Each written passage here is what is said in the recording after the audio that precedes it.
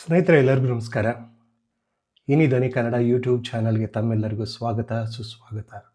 ಇವತ್ತು ಕನ್ನಡ ಚಿತ್ರರಂಗದ ಇತಿಹಾಸದಲ್ಲಿ ಒಂದು ಮೈಲಿಗಲ್ಲಾದಂತಹ ಚಿತ್ರ, ನಾಗರ ಹಾಗೂ ಪುಟ್ಟಣ್ಣ ಕಣಗಾಲ್ ನಿರ್ದೇಶಿಸಿದಂತಹ ಚಿತ್ರ. ತರಾಸು ಅವರ ಕಥೆಗೆ ಚಿತ್ರಕಥೆ ಮತ್ತು ನಿರ್ದೇಶನ ಮಾಡಿದಂಥವರು ಪುಟ್ಟಣ್ಣ ಕಣಗಾಲ್ ಅವರು. ಈ ಚಿತ್ರದಲ್ಲಿ ಮೊದಲ ಬಾರಿಗೆ ವಿಷ್ಣುವರ್ಧನ್ ನಾಯಕ ನಟನಾಗಿ ತೆರೆಯ ಮೇಲೆ ಕಾಣಿಸ್ತಾರೆ. ಸುಹೃದ್ರೂಪಿ ನಟ ವಿಷ್ಣುವರ್ಧನ್ ಆಗಮನ ನಾಗರಹಾವು ಚಿತ್ರದ ಮೂಲಕ. ಜೊತೆಯಲ್ಲೇ ಅಂಬರೀಷ್, ವಜ್ರಮುನಿ ಮತ್ತು ಧೀರೇಂದ್ರ ಗೋಪಾಲ್, ಆರತಿ, ಶುಭಾ ಎಲ್ಲರೂ ಕೂಡ ತೆರೆಯ ಮೇಲೆ ರಾರಾಜಿಸಿದ್ದಾರೆ. ಶಿವರಾಮ್, MP ಶಂಕರ್, ಜಯಶ್ರೀ, ಲೀಲಾವತಿ, KS ಅಶ್ವಥ್ ಮತ್ತು ಓಬೋವನ ಪಾತ್ರದಲ್ಲಿ ಜಯಂತಿ. ಸೈನ್ಯ ನಮ್ಮ ಕೋಟೆಯನ್ನು ಮುತ್ತಿದೆ, ಹೋಗಿ ಒಂದು ಗಂಡು ಎರಡು ಹೆಣ್ಣು, ನಾಗರಹಾವು, ಸರ್ಪಮತ್ಸರ ಈ ಮೂರು ಕಥೆಗಳನ್ನು ಆಧರಿಸಿ ಪುಟ್ಟಣ್ಣ ಅವರು ತೆಗೆದಂತಹ ಚಿತ್ರ. ಇದಕ್ಕೆ ಆಯ್ಕೆ ಮಾಡಿಕೊಂಡಂತಹ ಲೊಕೇಶನ್ ಚಿತ್ರದುರ್ಗ ಮತ್ತು ಸುತ್ತಲ ಪರಿಸರ.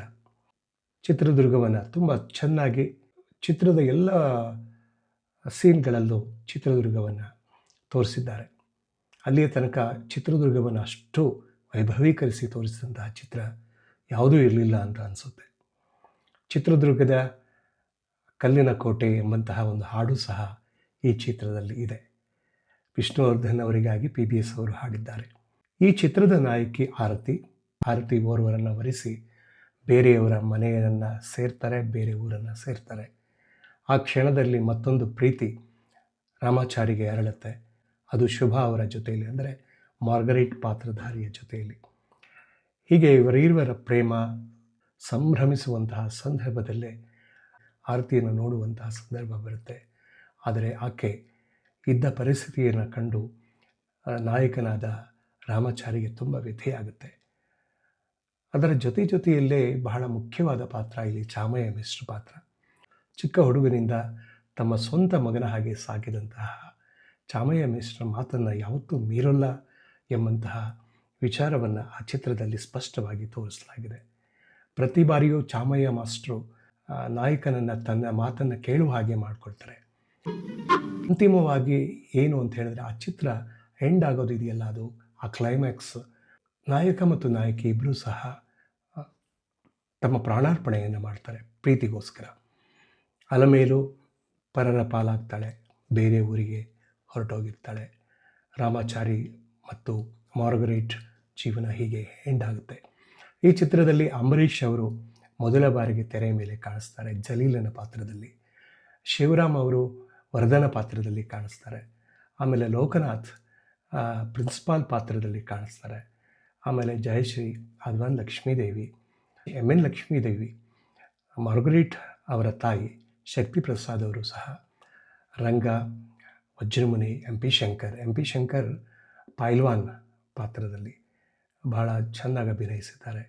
ಹಾಡುಗಳೆಲ್ಲ ಹಾಗೆ ವಿಜಯ ನರಸಿಂಹ, RN ಜಯಗೋಪಾಲ್, G ಉದಯಶಂಕರ್ ಗೀತ್. ಅದು ತುಂಬ ಜನಕ್ಕೆ ಇಷ್ಟ ಆಗಲಿಲ್ವೇನೋ, but successful movie. Eshwari productions ಬ್ಯಾನರ್ನಲ್ಲಿ ಬಂದಂತಹ ಚಿತ್ರ ಇದು.